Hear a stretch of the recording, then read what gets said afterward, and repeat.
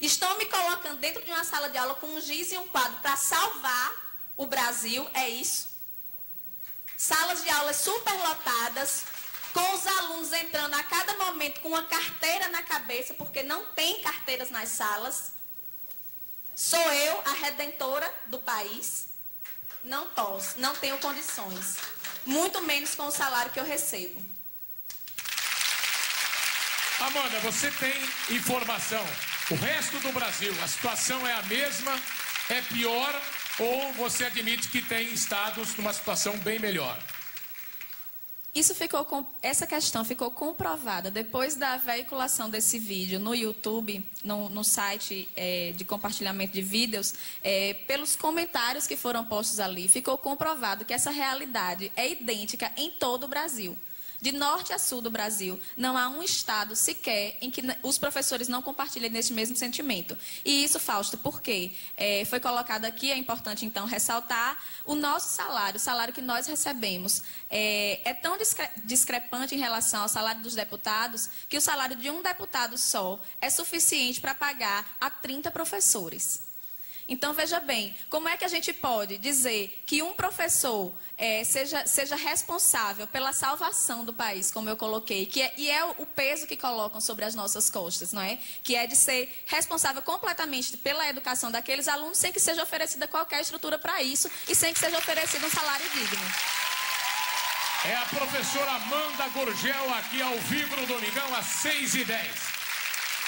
Amanda, outra coisa que é importante você colocar para a galera. Como o salário é um salário aviltante, é um desrespeito ao professor, ele é obrigado a trabalhar de manhã, à tarde e à noite. E, na verdade, para quem não sabe, o povão inteiro tem que saber, o professor tem que ter o tempo para estudar, para preparar a aula, para ter um mínimo de descanso, senão ele vai para trabalhar como tem trabalhado, e você falou isso, 3 períodos, de manhã, à tarde e à noite. Aí o que acontece? O professor cansado, ele vai dar uma aula bem inferior à que ele daria se tivesse descansado. Mais ainda, é um professor que nunca vai estar bem informado e bem informado. Exatamente. A dificuldade em termos de estrutura, ela começa por aí.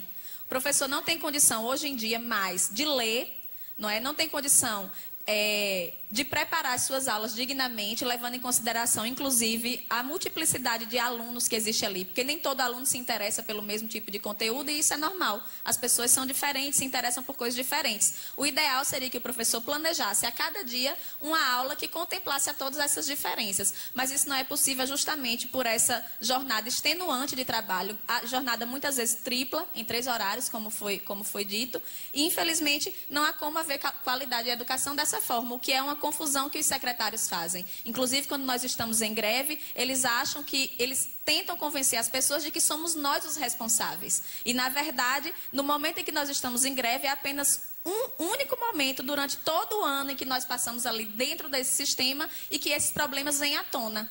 Certo? Mas os problemas, eles estão ali todos os dias, só que eles são abafados porque não tem espaço para divulgação em nenhum lugar. Entende? Aí, quando nós estamos em greve, e isso ganha uma repercussão na mídia, pelo menos nas mídias locais, e aí as pessoas passam a acreditar que a culpa é nossa. Mas, na verdade, a culpa é desse sistema que está estabelecido, como você bem disse, desde o Império.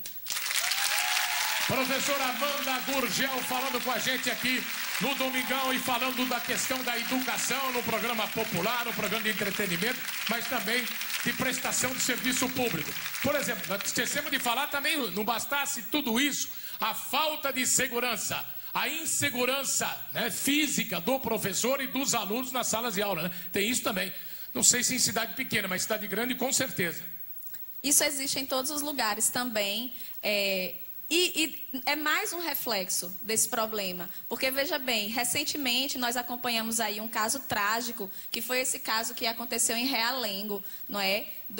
Daquele rapaz que era uma pessoa que mais para frente ficou comprovado que ele tinha problemas psíquicos. E aí, Fausto, me diga uma coisa, você acha que um professor que tem 3 horários em sala de aula, que muitas vezes chega a ter 600, 700 alunos, ele vai ter condição de observar em um aluno que seja mais quieto, mais calado, mais comportado, que não interaja com os demais, que existe nele um comportamento preocupante, que talvez ele seja um aluno que precise de um acompanhamento médico, de um acompanhamento psiquiátrico, psicológico, o professor não tem condição de observar isso. O professor, ele na verdade entra em crise, né? E vai percebendo a cada dia, quando ele se depara com aqueles vários diários que ele tem, com aquele tanto de alunos que ele tem, e que ele não associa mais aqueles nomes aos rostos dos alunos. Porque os professores perderam a condição de simplesmente aprender o nome dos alunos, porque não dá mais. Não dá nem para decorar nome de aluno. Não dá. Não dá. Então, você percebe que existe até uma perda de identidade dentro desse espaço da sala de aula, que era um espaço que deveria ser um espaço aconchegante, até eu diria, como antigamente era. Ainda no meu tempo, que não é um tempo tão distante assim, no meu tempo de estudante, ainda havia essa possibilidade de haver uma aproximação entre o professor e o aluno. Hoje em dia, não há mais.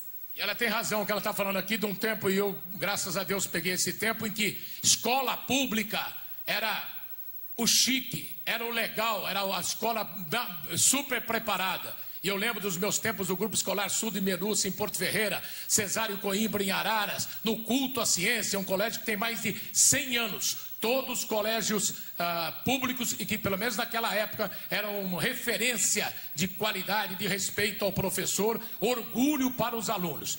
Ô, Carla Prata, você não ia ser professora? Pois é, Faustão, eu cheguei a cursar 4 períodos da faculdade de matemática, numa faculdade pública no Rio de Janeiro, mas eu desisti. Por que você desistiu? Lá, faltava água no banheiro, a gente não tinha como fazer xixi. Faltava luz, então a gente ficava num calor absurdo, tendo que ter aula naquele calor. Faltava água para beber, a gente não tinha como beber água no colégio. Inclusive, faltavam professores para algumas matérias. Então, isso me fez desistir de dar aula. Imagine se na formação o professor já pega isso, o que ele pode esperar do futuro, né, Amanda? Pois é, isso é frustrante. E mais frustrante ainda é saber que os secretários e os governos, diante de toda essa realidade, eles acreditam que a escola funciona como um depósito de crianças, não é? Porque a preocupação maior deles, no momento em que nós estamos, como hoje, no Rio Grande do Norte, no Ceará, em Santa Catarina, em Duque de Caxias, todos esses estados ou cidades que eu estou colocando aqui, que são estados em que estamos em greve. A maior preocupação deles é o fato de os alunos estarem em casa e as mães ou o pai estarem encontrando dificuldade para sair para trabalhar. Aí fica aquele negócio, joga os pais contra os professores e culpam os professores por essa situação. Justamente. A preocupação não é com a qualidade, como está sendo dito aqui a todo momento, mas sim com o fato de o aluno não ter onde ficar por não estar na escola, né? Esse é o país que quer fazer Copa do Mundo, não tem nem rodoviária, quanto mais aeroporto, e muito menos escola. Ô, Carol Nakamura, quem está com você aí? Comigo está a Leila, que é professora de Português e Artes aqui Olha de São aí, Paulo. A Leila é professora de português e Artes, vai fazer a pergunta, vai fazer o desabafo, enfim, fala o que você quiser. Em primeiro lugar, parabéns, viu, Amanda, pela força, tá? E eu gostaria de saber como é que você está se sentindo depois dessa repercussão do seu vídeo na internet e poder estar aqui hoje com o Faustão. Olha, eu estou me sentindo com a responsabilidade e com o dever de, nesse momento, emprestar a minha voz a todos os professores do Brasil, certo? Assim, não estou vaidosa, não acho que isso seja um momento que sirva para a promoção da minha imagem, isso nunca foi a minha intenção. Não, jamais imaginei que isso pudesse acontecer, mas estou disposta, como estou aqui hoje, não para isso, não para me promover, mas porque me sinto, sim, na obrigação, já que foi aberto esse espaço, em diversos locais, inclusive, para denunciar esses problemas e falar em nome dos meus colegas professores do Brasil inteiro. Quer dizer, você botou a cara e está pronta para encarar a responsabilidade.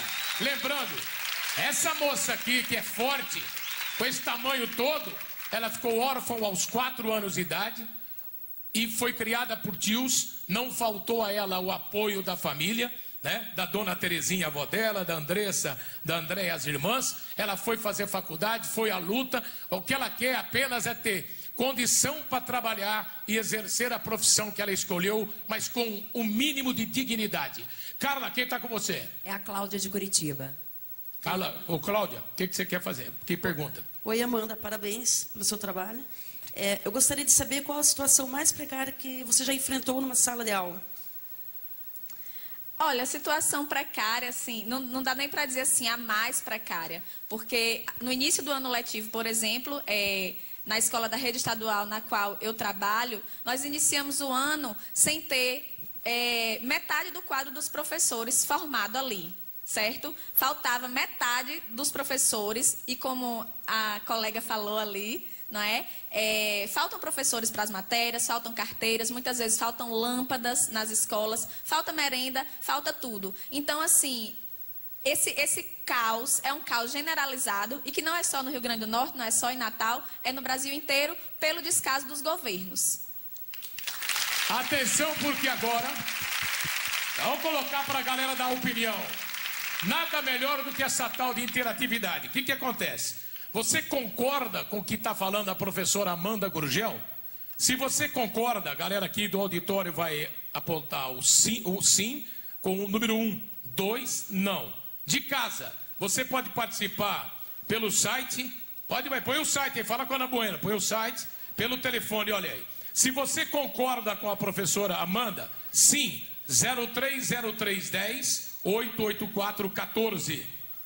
SMS 88414, também no nosso site. Se você não concorda com a Amanda, é 030310 88415, SMS 88415 e também no site. Com certeza, essa pesquisa, essa abordagem aqui, nós vamos mandar para a presidente Dilma, que é muito preocupada com a educação, e vou ver se ela vai ter condição, vontade política, se não vai sofrer nenhum tipo de boicote e vai conseguir realizar o que tem que ser feito nesse Brasil. Amanda, parabéns, você escolheu a profissão que você tinha que escolher mesmo, seja qual for a dificuldade, você vai encarar essa dificuldade, e por isso tinha que ser uma mulher do Nordeste forte como ela para encarar essa situação. Conte com a gente sempre. E essa luta não pode parar agora não, tá? Eu gostaria só de dizer uma coisa, só mais uma coisa. Nós vamos realizar a partir de hoje já um grande movimento pela internet. Então, mande suas mensagens com a hashtag 10% do PIB já. Por extenso, tudo junto, certo? Para que nós alcancemos esse movimento pela internet, e gostaria de solicitar ao auditório uma salva de palmas para os estados que estão em greve nesse momento. É aí a movimentação da sociedade brasileira de forma ordeira, democrática, para o assunto vital, essencial. O país só vai ser um país digno se cuidar da educação, senão não tem jeito. Obrigado, Amanda. Até já. Grande Amanda Gurgel, às 6h21 aqui no Domingão. João Paulo Craeves, que vem aqui. Doutora em... mestre e doutora, com doutorado e tudo, biologia marinha, não? Fiz a graduação em Ciências Biológicas e o mestrado e doutorado em Ecologia. Quantas vezes você já mergulhou?